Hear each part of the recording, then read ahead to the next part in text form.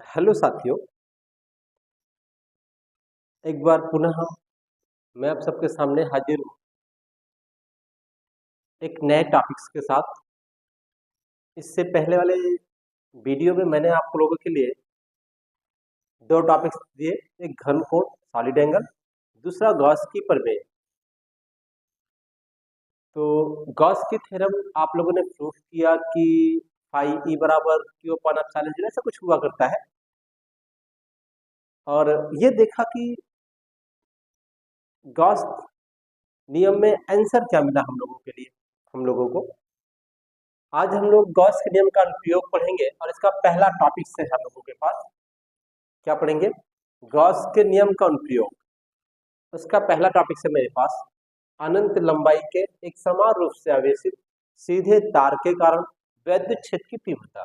ये आपको दिख रहा होगा, इसलिए मैंने इसे पहले से इसलिए नोट कर लिया ताकि ये जो वीडियो लंबा हो जाता, थोड़ा लंबा ना हो, इसलिए। नहीं तो मैं इसे लिखता और ये वीडियो थोड़ा लंबा चला जाता साथियों। तो मैंने थोड़ा सा चित्र भी बना लिया है और उसको थोड़ा सा साफ कर देता हूँ।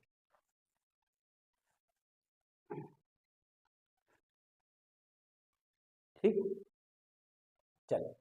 तो हम लोग मान लेते हैं, माना हमारे पास अनंत लंबाई का एक समान रूप से आवेशित एक सीधा तार है जिस पर प्लस क्यू आवेश एक समान रूप से वितरित है, या ये कहें कि माना हमारे पास एक अनंत लंबाई का तार है जिस पर प्लस क्यू आवेश एक समान रूप से वितरित है। ठीक है, अब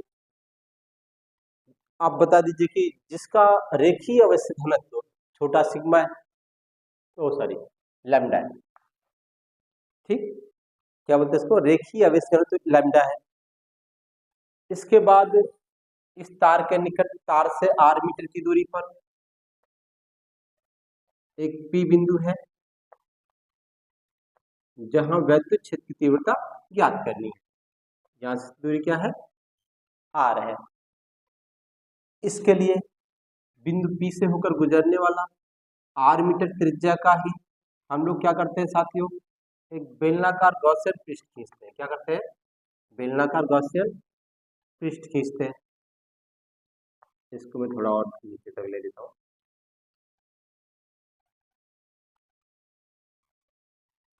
इसको थोड़ा और बड़ा, ताकि थोड़ा बड़ा दिखे, जगह कम होने की वजह से ये थोड़ा समस्या क्रिएट कर। चल, तो आपको कुछ इस तरह से दिख रहा है, ये बेलनाकार दिख रहा है, ये कुछ इस तरह से भी, ये भी है।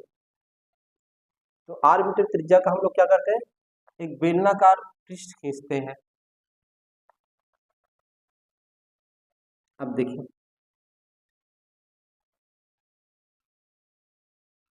बिंदु पी को इसको थोड़ा और नीचे ले लेता हूँ ताकि डिस्टेंस बराबर ऊपर। ये बिंदु पी आर त्रिज्या है। ठीक साथियों, कुछ इस टाइप से हो गया। अब देखो,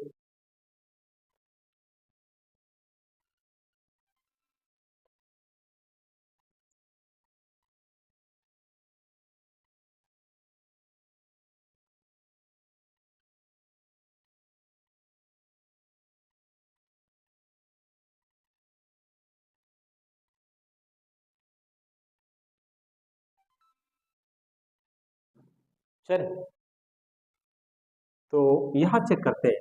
यहाँ पे एक छोटा सा अवयव लेते हैं हम लोग, सूक्ष्म अवयव, जिसपे वैद्युत क्षेत्र की दिशा ई और क्षेत्रफल अवयव डी ए सेम सेम दिशा में है। ये आपका पी पॉइंट है।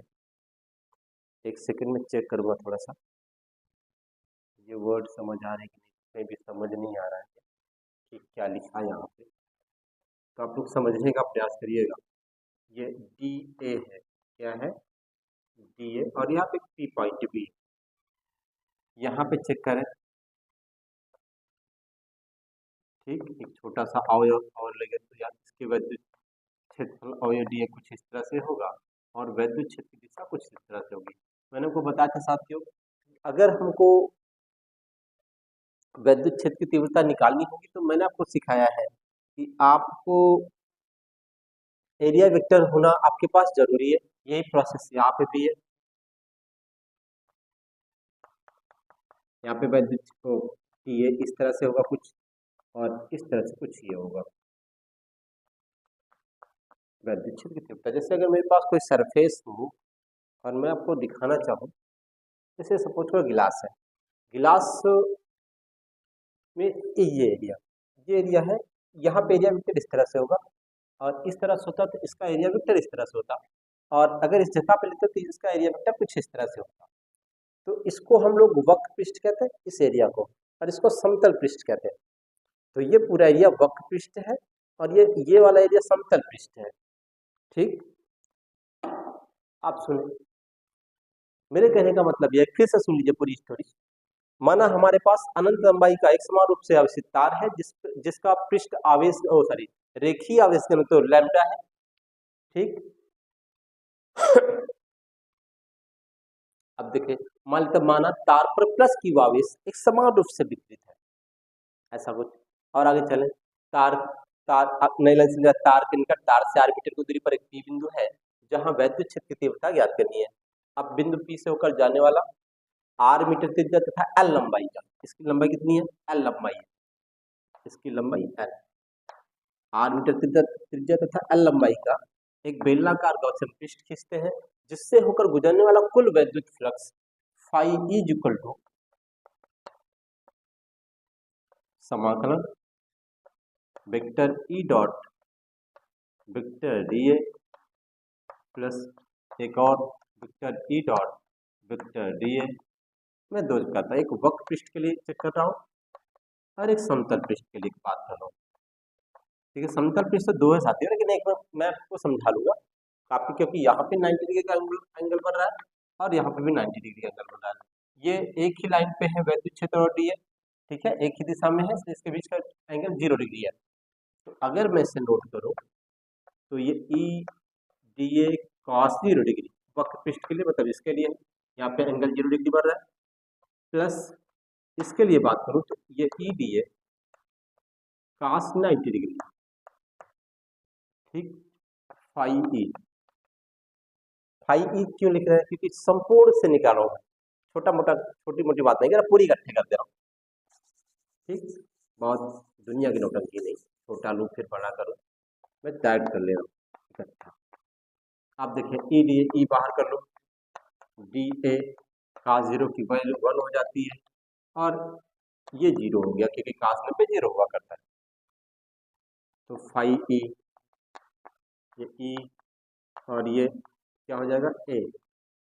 ये तो रही आपकी गॉस की प्रमेय से इसकी वैल्यू। अब आप लोगों को ये पता है कि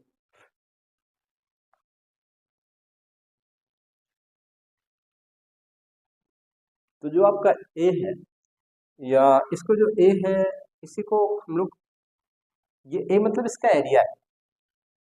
ठीक है, ए क्या है, पृष्ठीय क्षेत्रफल है इसका, या वक्र पृष्ठीय क्षेत्रफल का है। तो मैं क्या डायरेक्ट ए लिख दूं या फिर इसको 2 पाई आर एल लिख दूं। आप लिख दो चूंकि 1 डी ए बराबर 2 पाई आर एल। ठीक है, ये हुई। मैं हेडिंग को इरेज करूंगा इसको, और फिर से आपको समझाने का प्रयास करता हूँ। अब देखें, गाउस की प्रमेय से, गाउस की प्रमेय से आपने पढ़ा pi is equal to Q upon epsilon 0, pi is equal to, आप जानते हैं, एक और बात समझने का प्रयास करेंगे हम लोग कि लैम्डा बराबर क्यू बाई एल हुआ करता है। तो क्यू बराबर हो जाएगा लैम्डा इंटू एल, ऐसा होता है। तो जहां क्यू होगा वहां लैम्डा इंटू एल बटे एप्सिलॉन 0 होगा। ये समीकरण 1 लिख देता हूँ साथियों, ये समीकरण 2 लिख देता हूँ। ठीक, समीकरण 1 और 2 की कंपेयर करके थोड़ा लेफ्ट साइड बराबर है तो राइट साइड में बराबर कर लूंगा। ई 2πr बराबर हो गया लैम्डा एल बटे एप्सिलॉन 0, एल से एल कट गया, ई बराबर बचा 1/2 एप्सिलॉन 0 लैम्डा बटे आर। ठीक, तो ये हुआ। हम चाहे तो इसे 4 में कन्वर्ट कर लें तो 2 से गुणा 2 से भाग, ये बन जाएगा 1/4 एप्सिलॉन 0 2 लैम्डा बटे आर। मैंने क्या कर दिया, यहाँ 2 से भाग, यहाँ 2 से गुणा, तो ये आंसर आया हम लोगों के पास। ठीक साथियों, तो ये कुछ इस टाइप से रहा। अनंत लंबाई के सीधे धारावाहिक तार के कारण वैद्युत क्षेत्र की तीव्रता ये थोड़ा जटिल हो जाता है, इसलिए हम लोग यहाँ कूलाम्ब का नियम लगा करके वैद्युत क्षेत्र की तीव्रता निकालना कठिन है, मतलब जटिल प्रणाली है, इसलिए गॉस थ्योरम से इसको हम लोग हल करते हैं, और गॉस थ्योरम से हल करना थोड़ा सा इजी है। ठीक है, तो गॉस ने वैद्युत क्षेत्र की तीव्रता को निकालने का आसान तरीका दिया। ठीक साथियों, तो मैं इसको फिर से पुनः आपको पूरी बातें समझाने का प्रयास करता हूँ। मैं इसको इरेज कर लूंगा कि ऊपर की इरेज कर देता हूँ। चल, मैं आपको लिख के राइट करके देता हूँ कि क्या होना चाहिए। देखिए, माना हमारे पास अनंत लंबाई का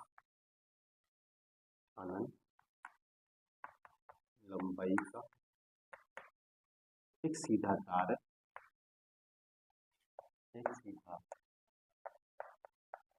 है,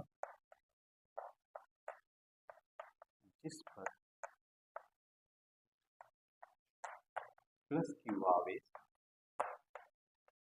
एक समान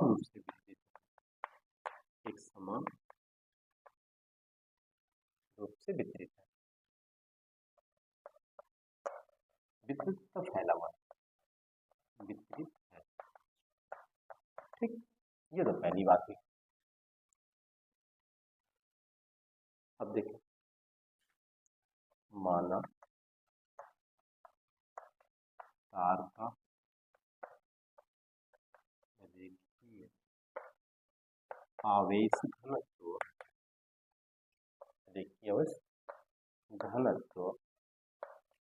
छोटा सा लैम्डा है, रेखीय आवेश घनत्व कहा जाता है इसका, और ये L बराबर होता है Q बटे I।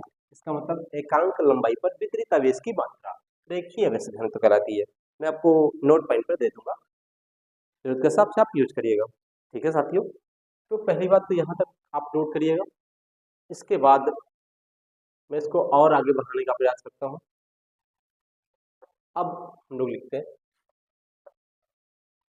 माना तार के निकट तार से r मीटर की दूरी पर एक P बिंदु है जहाँ वैद्युत क्षेत्र की तीव्रता ज्ञात करनी है। मैं इसको ऊपर से इरेज करता हूँ, आप लोग नोट कर लीजिएगा, फिर मैं करूँगा। ठीक है, माना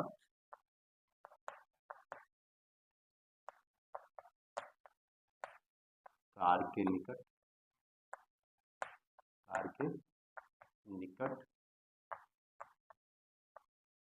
तार से r मीटर की दूरी पर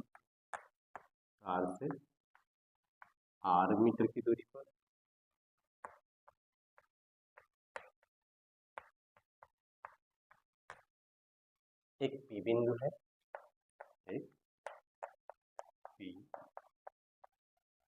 बिंदु है, जहाँ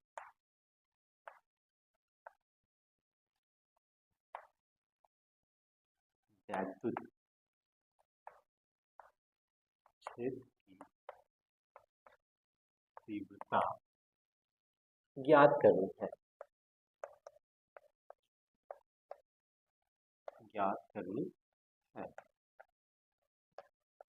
ठीक, ये तो होगी बात यहाँ से यहाँ तक की। अब मैं इस बेलन को बनाने का प्रयास करूंगा और इससे संपूर्ण बेलन से निकलने वाला वैद्युत फ्लक्स की चर्चा करूंगा। ठीक साथियों, आगे देखो, इसके लिए नई लाइन लिखता हूँ। इसके लिए बिंदु P से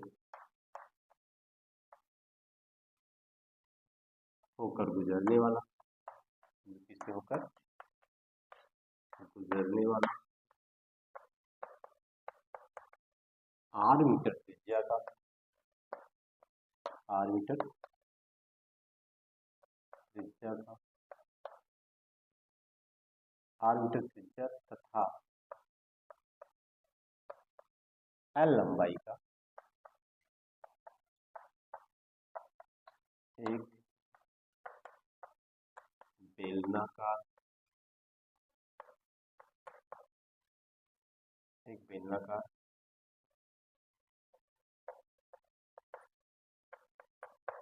गॉसियन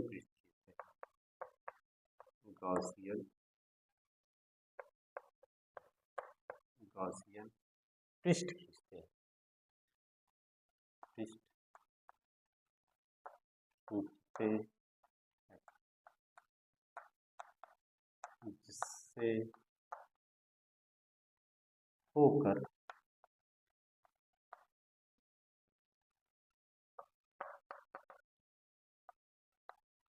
गुजरने वाला कुल वैद्युत फ्लक्स, कुल वैद्युत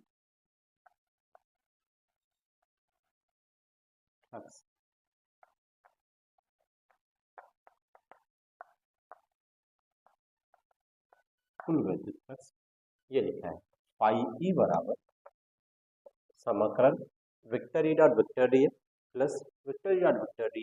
ये वक्र पृष्ठ की बात कर रहा है या समतल पृष्ठ की बात कर रहा है साथियों? ठीक है, तो vector E dot vector D आपको दिख रहा है ई डी ए कॉस की डिग्री, क्योंकि जो आपका डी ए दिख रहा है साथियों इसकी दिशा और वेक्टर ई की दिशा सेम है, तो इनके बीच का एंगल क्या हो जाएगा 0 degree. Vector E dot vector D ए कॉस 90 डिग्री, क्योंकि यहाँ पे ई और डी ए के बीच का एंगल 90 डिग्री बन रहा है, यहाँ पे भी वही प्रोसेस है। ठीक है, तो इससे और इससे 0 हो गया, तो मैंने एक लिखा है समतल पृष्ठ वाला, ठीक है 90 डिग्री, ये तो पूरी बात 0 हो गई। ठीक साथियों, अब ई डी ए ये बाहर हो गया, इसकी वैल्यू 1 हो गई। 1 डी ए क्या देता है, मतलब ये संपूर्ण तो वक्र पृष्ठीय, क्योंकि ये समतल वाला 0 हो गया है, तो वक्र पृष्ठ की बात केवल ये कर रहा है, तो वक्र पृष्ठ का क्षेत्रफल कितना होगा? अगर शायद इसमें तो हम समतल पृष्ठ का क्षेत्रफल लिखते, इससे कुछ कोई बात करता तो ठीक है, केवल इससे बात करते वक्र पृष्ठ का क्षेत्रफल 2 पाई आर एल, तो मैंने लिखा D A 2 pi L R L के बराबर होता है। इससे क्वेश्चन फर्स्ट ले दिया, नोट करिएगा आप लोग क्वेश्चन को। अब मैं इसको इरेज करूंगा। ठीक, देख अब गाउस के नियम से